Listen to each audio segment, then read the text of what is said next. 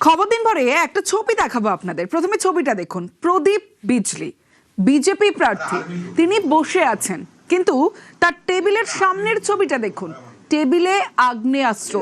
একদিকে বিজেপি প্রার্থী, হলদিয়ার বিজেপি প্রার্থী প্রদীপ বিজলি, তিনি বসে আছেন এবং ঠিক তার পাশে একজন, বিপরীতে একজন, আর টেবিলের উপর রাখা আগ্নেয়াস্ত্র। আর সেই আগ্নেয়াস্ত্র নিয়ে যে ভিডিও, সেই ভিডিও ইতিমধ্যেই ভাইরাল। আগ্নেয়াস্ত্র সহ বিজেপি প্রার্থীর ভিডিও ভাইরাল, কিন্তু এই ভিডিও কোথাকার, কিভাবে এই ভিডিও করা হলো এবং এই যে আগ্নেয়াস্ত্র, এই নিয়ে প্রদীপ বিজলির কি বক্তব্য জানাবে আমার সঙ্গে সুজিত রয়েছে। সুজিত, দেখো, গোটা ঘটনাটি পরশু যেখানে নির্বাচন, সেখানেই কিন্তু এই ধরনের ভিডিও ভাইরাল হয়েছে। যে ভিডিওতে দেখা যাচ্ছে যে একটা টেবিলের মধ্যে আগ্নেয়াস্ত্র রাখা, সেটা কয়েকজন নাড়াচাড়া করছে এবং সেখানে প্রদীপ বিজলি অর্থাৎ বিজেপি প্রার্থীর নাম সামনে আসছে। যদিও তিনি বলছেন গোটাটাই চক্রান্ত, তৃণমূল এআই করে এই ভিডিও রাজনৈতিক উদ্দেশ্যে প্রচার করছে। কিন্তু গোটা ঘটনা নিয়ে কিন্তু রীতিমতো শোরগোল শুরু হয়েছে।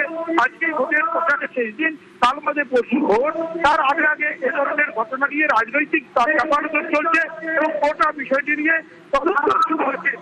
শুভেন্দু অধিকারীর দাবি এআই করে সুনাম নষ্ট করার জন্য এসব করা হচ্ছে।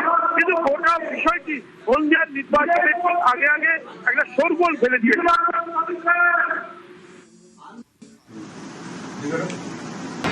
প্রদীপ বিজলিবাবু বসে আছেন এবং পাশে তিনার টেবিলেই আগ্নেয়াস্ত্র নিয়ে একজন হাতে তুলে দিচ্ছে। এটা আমরা ভিডিওতে দেখতে পেলাম।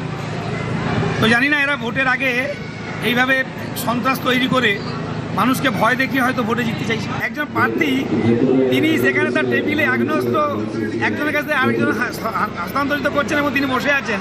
এখন এ দেখে তো মনে হয় কি যে বিজেপি সন্ত্রাস করে জিততে চাইছে।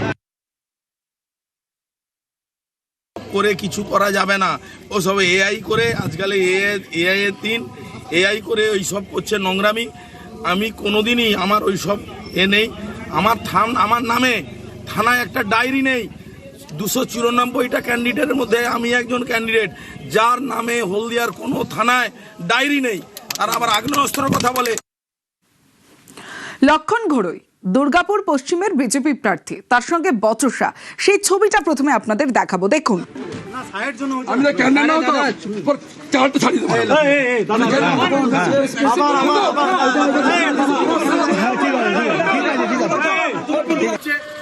এটা লিফলেট আমাদের, ঠিক আছে? এই নিয়ে কোনো ডিস্টার্বেন্স আছে? বাস এটাই বাস, ঠিক আছে? এটা নিয়ে কোনো ডিস্টার্বেন্স ফিল আপ করবেন। ভালো বলে বলুন কি এসডিও, আপনি তো বললেন এসডিও, আমি কবে বলছি, আমি আগে বলি ফিল আপ করো। আমরা ফিল আপ করি, আমি করব। অন্নপূর্ণা মণ্ডলের ফর্ম ঘিরে উত্তেজনা, কিন্তু ফর্ম বিলি ঘিরে যে উত্তেজনা, এই সূত্রপাত কোথা থেকে জানাবে অর্পণ।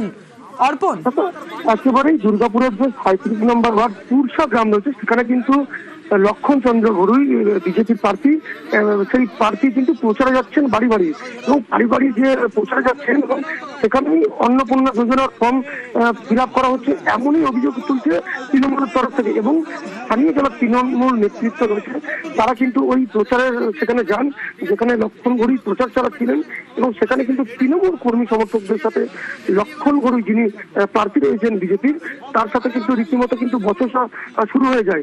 এরপরেই কিন্তু চরম উত্তেজনা ছড়ায় এই ঘটনাকে কেন্দ্র করে, এবং দেখা গেল যে লক্ষণ চন্দ্র ঘড়ুই যিনি রয়েছেন বিজেপি প্রার্থী, তাকে মেজাজ হারতেও দেখা গেলেন। এবং এই দুই পক্ষ, তৃণমূল একদিকে, বিজেপি, দুপক্ষ কিন্তু বচসায় জড়িয়ে পড়ে, এবং সেখানে কিন্তু ঘটনাস্থলে পুলিশ আছে পরিস্থিতি নিয়ন্ত্রণে।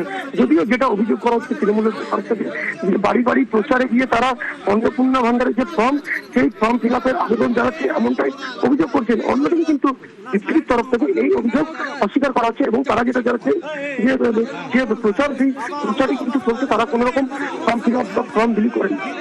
বেশ, যারা ফর্ম ফিল আপ করছেন অন্নপূর্ণা ভান্ডারের ইসিআই এর নিয়ম অনুযায়ী, নিয়ম বহির্ভূত কাজ করছেন, আমরা সেটা ওনাদেরকে রিকোয়েস্ট করে গেলাম এটা করবে না। কিচ্ছু হয়নি, আমরা কিচ্ছু করিনি, আমরা শুধু বলে গেছি এটা করা যাবে না। যারা মহিলা নেত্রী আছেন বাড়ি বাড়িতে বিনোদ রুইদা, তার নেতৃত্বে পুরো গুন্ডা বাহিনী ধমকাচ্ছে, ঘরতে বেরোবেন না, ডেকে না হবে, ভোট পেয়ে গেলে বুঝে নেবো। আমরা একটা ইঞ্চি মাটি ছাড়বো না। আর বছর ধরে গুন্ডামি করে ভোট করেনি কর্পোরেশন।